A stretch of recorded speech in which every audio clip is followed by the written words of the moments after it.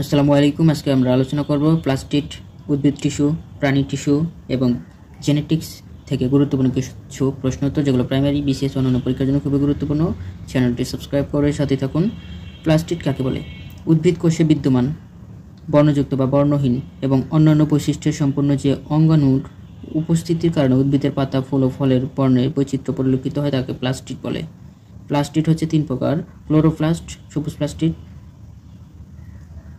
Chromoplast রঙিন plastid, leucoplast বর্ণহীন। সাইটোপ্লাজমে অবস্থিত অঙ্গাণুগুলোর মধ্যে কোনটি সবচেয়ে বড়? প্লাস্টিড সবচেয়ে বড়। ক্লোরোপ্লাস্ট সবুজ কেন? ক্লোরোপ্লাস্টের ভিতর সবুজ বর্ণকণিকা ক্লোরোফিল বেশি থাকে, তাই ক্লোরোপ্লাস্ট সবুজ। গাছের পাতা সবুজ কেন? ক্লোরোফিলের জন্য। কোন প্লাস্টিডের জন্য পাপড়ি, ফুল, ফল, বীজ প্রভৃতি রঙিন হয়? ক্রোমোপ্লাস্টের জন্য। পাকা ফলের রং হলুদ হয় কোন রাসায়নিক পদার্থ বেশি বলে? জ্যান্থোফিল বেশি হলে। ক্লোরোপ্লাস্টের কাজ কি? সালোক সংশ্লেষণ প্রক্রিয়া খাদ্য প্রস্তুত করা। লিউকোপ্লাস্টের কাজ হচ্ছে খাদ্য সঞ্চয় করা। ভিডিওটি ভালো লাগলে অবশ্যই একটি লাইক দিয়ে সাথে থাকবেন। একই গঠন বিশিষ্ট একগুচ্ছ কোষ একত্রিত হয়ে যদি একই কাজ করে এবং তাদের উৎপত্তি যদি অভিন্ন হয় তাকে কি বলে? টিস্যু। টিস্যু 2 প্রকার: ভাজক টিস্যু, স্থায়ী টিস্যু। মূল হতে পানি পাতায় কে সরবরাহ করে? Xylem tissue. পাটের আঁশ কী ধরনের ফাইবার থাকে? Bast fibre.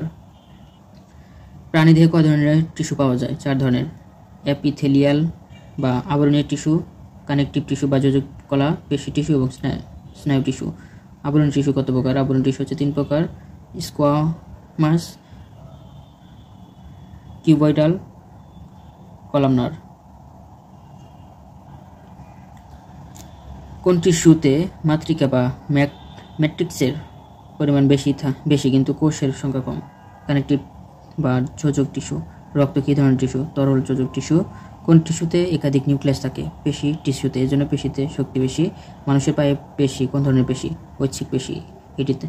এটিতে আড়াআড়ি দাগ থাকে বলে একে অমিশ্রণ পেশিও বলা হয়। মেরুদণ্ডী প্রাণীদের রক্তনালী, পোস্টকনালী ইত্যাদি কোন পেশি থাকে? অনিচ্ছিক পেশি বা মসৃণ পেশি। কার্ডিয়াক বা হৃৎপেশি কী ধরনের পেশি? বিশেষ ধরনের অনিচ্ছিক পেশি। কোন টিস্যু উদ্দীপনা গ্রহণ করে মস্তিষ্কে নিয়ে যায় এবং তাতে সাড়া দেয়? স্নায়ু টিস্যু। স্নায়ু টিস্যুর একক হচ্ছে নিউরন। একটি নিউরনে কয়টি অংশ থাকে? 3টি।